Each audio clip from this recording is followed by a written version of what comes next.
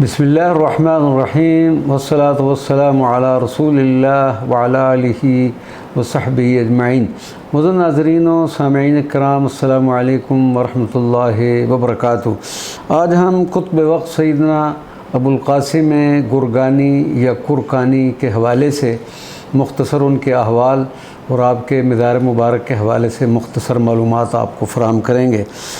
حضرت سید ابو القاسم گرگانی رضی اللہ تعالیٰ عنہ کا اسم گرامی علی اور کنیت ابو القاسم ہے۔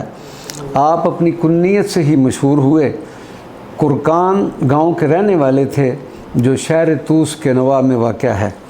حضرت ابو القاسم رضی اللہ تعالیٰ عنہ کا گاؤں کرکان ابھی تک موجود ہے اور سرکاری کاغذات میں کورکان اور مقامی زبان میں کورکن کے نام سے اندراج موجود ہے۔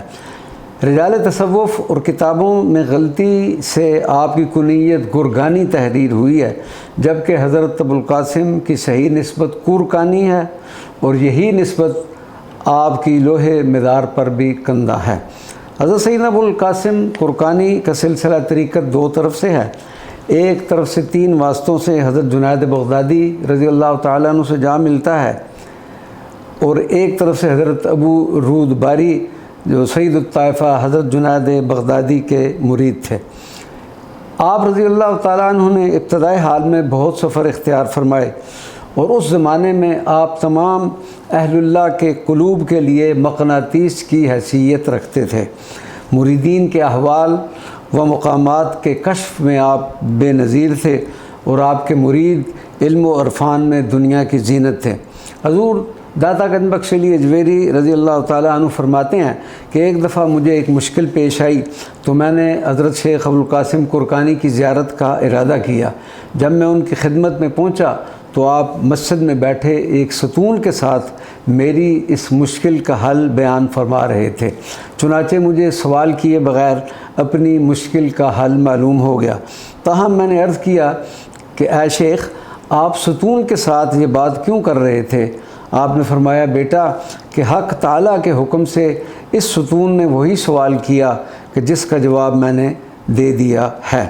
حضرت خواجہ عبید اللہ حرار رضی اللہ تعالیٰ عنہ فرماتے ہیں کہ حضرت ابو القاسم کرکانی کا قول مبارک ہے کہ ایسے شخص کی صحبت میں بیٹھ کہ سراسر تو وہ ہو جائے یا وہ سراسر تو ہو جائے، یا پھر دونوں حق سبحانہ و تعالیٰ میں گم ہو جائیں، نہ تو رہے اور نہ وہ رہے۔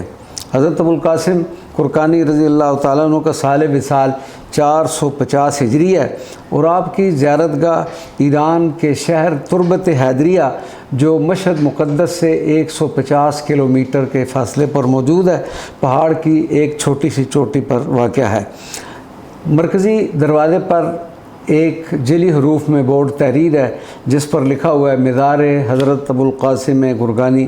مرکزی دروازے سے اندر داخل ہوں تو سامنے ایک بہت بڑا سین آتا ہے جس کے چاروں اطراف میں طویل لہلہاتے ہوئے درخت نظر آتے ہیں جو کہ ایک ولی کامل کے مزار اقدس سے اٹھنے والی روحانی و سرور و کیفیت والی ہوا سے ایک عجب روحانی منظر پیش کرتے ہیں۔ اسی سین مبارک کے عین درمیان میں ایک وسیع و عریض کمرہ ہے جس کا ظاہری ماحول بھی روح پرور اور پرکیف ہے۔ اس حجرہ مقدسہ میں جب داخل ہوں تو سامنے اس عظیم ہستی کا مزار مبارک نظر آتا ہے۔ قبر اقدس پر الحمدللہ ہم کو بھی حاضری کا شرف حاصل ہوا، ختم شریف پڑھنے اور آپ کی بارگاہ میں ایک چادر پیش کرنے کی سعادت حاصل ہوئی۔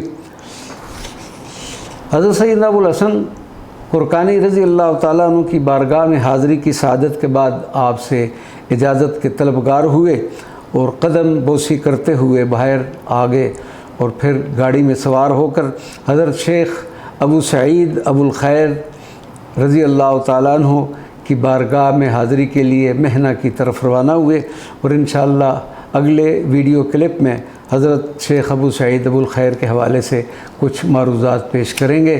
وما علینا الا البلاغ المبین۔